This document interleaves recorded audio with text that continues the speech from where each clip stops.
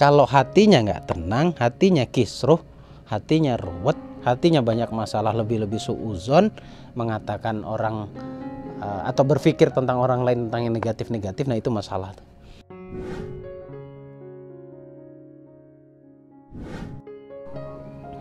Bismillahirrahmanirrahim. Alhamdulillahirrabbilalamin. Assalamualaikum warahmatullahi wabarakatuh. Asyhadu an la ilaha illallah wa asyhadu anna Muhammad Rasulullah. Allahumma sholli ala sayyidina Muhammad wa ala ali sayyidina Muhammad.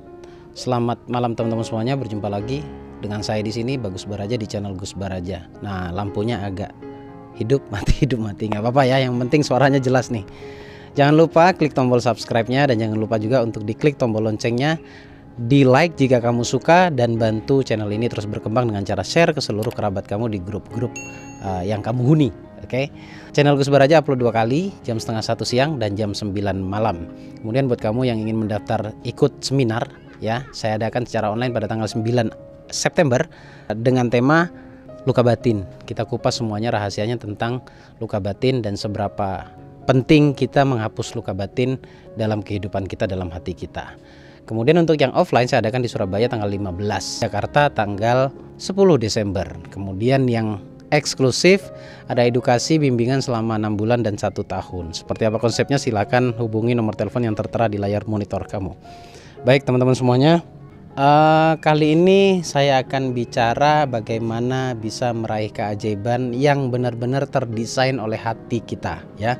Kan ada banyak tuh video yang saya upload, ada juga part-partnya, silahkan kamu tonton. Dan juga ada sebagian orang yang sudah berhasil meskipun hanya menonton di YouTube ya. Di situ kamu bisa praktek. Dan untuk yang di YouTube, pantengin aja terus channel Gus Baraja, tonton jam setengah 1 siang dan jam 9 malam, itu semuanya terhubung.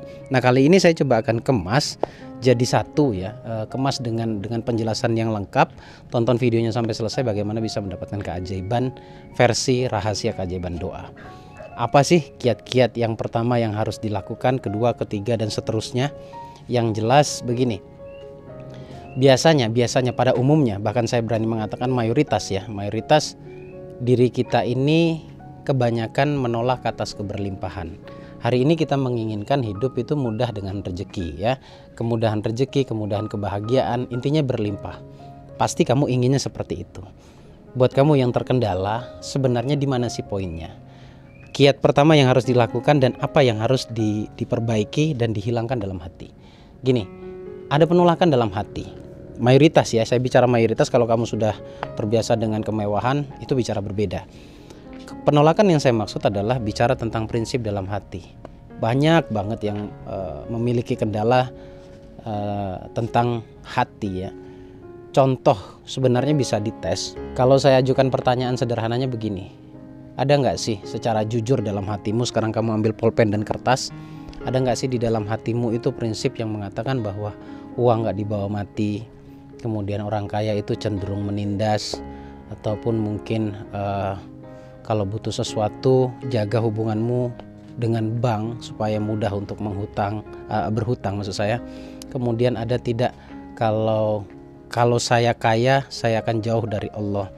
Kalau saya kaya, nanti saya cenderung menindas. Mana dari sekian yang saya sebutkan dan itu ada di dalam hatimu? Ini kan tidak terekspos, artinya kamu tidak sedang ditanya di dunia medsos seperti ini. Artinya kamu punya rahasia antara dirimu dengan Allah. Sekarang dirilis, dicatat apa saja penolakan-penolakan yang ada dalam dirimu terkait keberlimpahan, terkait uang bahkan. Ada nggak prinsip yang paling berbahaya nih ya? Hidup itu nggak perlu kaya, karena cenderung kalau kaya kita itu malah jauh dari Tuhan, jauh dari Allah.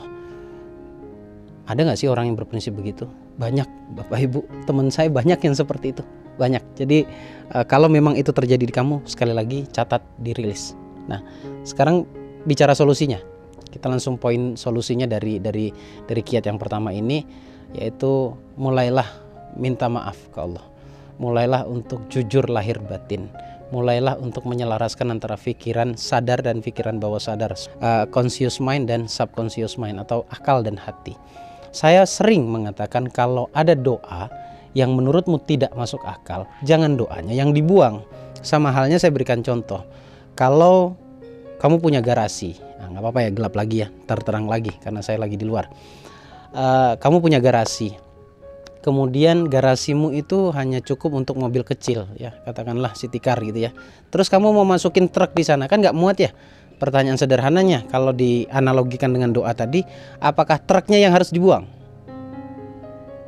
Ya kan? Paham ya? Kalau truknya dibuang nggak punya truk dong. Kalau doanya dibuang, doanya di cancel, kan masalah nanti gitu. Jadi carikan tempat yang lebih besar. Dimana kalau kita analogikan kepada doa tadi, masukin ke hati. Akalnya nggak bisa nampung ya, nggak usah diakalin, nggak usah dipaksa pakai akal, masukin ke hati. Itu apa hubungannya dengan yang pertama? Ada dong, ada. Gini, damailah dengan hatimu ya, damai dengan hatimu, damai dengan kondisi, jujur ke Allah kalau ternyata memang kita sedang butuh yang namanya uang. Dan tidak ada larangan untuk kita menjadi kaya gitu ya. Bahkan Quran itu lebih sering menyebutnya kaya dan cukup, bukan kaya dan miskin gitu ya. Ikuti poin per poin dalam pembenahan diri. Jadi saya sarankan untuk setiap hari melakukan damai, melakukan terapi-terapi yang sudah sering saya ajarkan. Cari nanti di playlist saya itu ada banyak untuk audio terapi. Berdamai dengan prinsip di masa lalu, jangan dilawan loh ya. Kalau dilawan cenderung sesuatu yang dilawan itu berontak nanti gitu, keras malah hatinya nanti. Jadi lebih didamaikan, ya aku berdamai dengan diriku sendiri, aku berdamai dengan masa laluku, aku berdamai dengan prinsip-prinsip yang selama ini terlalu banyak dan itu penolakan terhadap rezeki. Intinya yang pertama adalah berdamai. Kemudian yang kedua, nih buat teman-teman yang benar-benar membutuhkan keajaiban, keajaiban datangnya dari Allah. Tidak usah fokus bagaimana cara mendapatkannya. Walaupun di beberapa channel yang lainnya mengatakan fokus pada impianmu. Enggak, kalau versi RKD enggak begitu konsepnya. Konsep yang benar menurut RKD yaitu fokus saja untuk pembenahan diri. Dibenakno uripe ngono lho. Dibenerin hidupnya, dibenerin pola pikirnya, dibenerin sikapnya. Nanti kalau urusan rezeki, kan rezeki Allah yang ngatur, bukan kita. Tapi kalau perbuatan kita yang ngatur. Jadi lakukan apa yang menjadi bagianmu, biarkan Allah lakukan apa yang menjadi bagiannya Allah. Jangan masuk ke ruangannya Allah. Kan dulu ya, kayaknya masih pantas saya ulang kalimat saya ini. Berhentilah menjadi Tuhan atas doa-doamu, gitu ya. Jangan katakan, oh ini kayaknya nggak mungkin. Ya kalau nggak mungkin menurut kamu ya jadi nggak mungkin. Benar itu terjadi. Semuanya bermula dari mindset kita. Nah, yang saya maksud adalah perbanyaklah syukur dari pagi hingga malam. Nol, sekali lagi, nol sambat, nol keluh kesah. Nggak ada sambat, nggak ada aku ki gak duit, aku nih nggak punya uang, aku ini hidupnya susah, aku sulit Gus, aku, wah gila, vibrasinya luar biasa kan. Buang jauh-jauh kata-kata itu. 2 hari yang lalu saya jelaskan tentang afirmasi. Afirmasi itu nggak ribet ya, yang ribet pikiran kita. Setiap apapun yang kita ucapkan itu afirmasi kita, dan pasti itu terwujud dalam hidup kita cepat atau lambat. Karena setiap doa pasti dijawab oleh Allah, dan ucapan kita adalah doa. Bersyukur. Setelah bersyukur apa lagi? Ayo, kan kita punya banyak dosa, banyakin istighfar ya. Banyakin istighfar dengan cara-cara yang unik, cara-cara yang benar-benar menggugah hati supaya diri kita benar-benar sadar, oh ternyata kita ini punya banyak dosa. Apa hubungannya dengan doa? Doa itu salah satunya tidak dikabulkan disebabkan karena banyak dosa. Dosa apa Gus? Dosa terhadap diri sendiri, dolim. La ilaha illa anta subhanaka inni kuntu minadh dhalimin. Senengin hatimu, kamu sudah menyelamatkan dirimu dan terbebas dari dosa. Sing seneng urip itu, dibahagiakan hatinya dengan cara beristighfar, lunturkan dosa, naikin vibrasi positif. Oke, yang terakhir apa? Praktekan ini ya. Saya kasih 2 di poin terakhir. Yang pertama, dawamkan sholawat, berulang. Niatin untuk mendapatkan syafaat dari Rasulullah. Isfa'lana ya Rasulullah. Ya Rasulullah, berilah syafaat untuk kami semua ini. Saya doakan teman-teman semuanya, mudah-mudahan kita semuanya disyafaatkan oleh Rasulullah, kemudian diridhoi oleh Allah pastinya ya. Sering-seringlah berdoa supaya Allah tidak meninggalkan kita, walaupun hakikinya kita nggak mungkin ditinggalkan Allah. La taraktana ya ilahana, jangan pernah tinggalkan kami berjalan sendirian wahai Tuhan kami. Kemudian dawamkan sholawat, yakini ketika semakin sering menggunakan rasa kita mendawamkan sholawat, Allah mudahkan rezeki kita. Karena karena sebab Rasulullah semakin mencintai kita. Kemudian di poin terakhir yang mau saya sampaikan adalah perbanyak data. Semisal dalam 1 bulan kamu terbiasa dapat 1 juta sampai 10 juta, ini contoh ya. Kemudian kamu punya hajat 100 juta. Kalau secara keilmuan dulu ya, saya tidak bicara keajaiban dulu, secara keilmuan sepertinya data untuk 100 juta masih belum ada. Jadi butuh waktu, butuh proses yang cukup panjang. Walaupun dari sisi keajaiban itu bisa saja terjadi, bicara kehendak ya, bicara kehendak dari Allah. Saya teruskan dulu bab data. Caranya gimana? Caranya di-up-nya secara perlahan, walaupun sisi keajaiban itu terjadi. Data 100 jutanya masih belum cukup. Tetapi kalau misalkan kamu sudah terbiasa minimal setengah dari 100-nya 50 juta, kayaknya imajinasinya masih bisa menjangkau yang 100 juta. Perangkatnya adalah imajinasi dan ruang rasanya adalah hati. Nah, ruang rasa ini yang harus dipenuhi dengan data yang sesuai kamu inginkan. Begitu juga berlaku buat teman-teman yang terbiasa 50-100 lalu up mau 1 miliar. Itu sepertinya akan ada kendala di sana. Saya tidak menolak tentang keajaiban ya, karena saya bicara tentang keilmuannya. Kalau keajaiban bisa aja besok kita terjadi dapat sesuatu, dapat keajaiban, dapat bisnis, lalu angkanya ternyata 1 miliar gitu, bisa aja. Tolong nih kalimat saya jangan dipotong-potong nih ya. Nanti dipikirnya saya nggak nerima keajaiban, sementara brandnya rahasia keajaiban doa. Nggak seperti itu.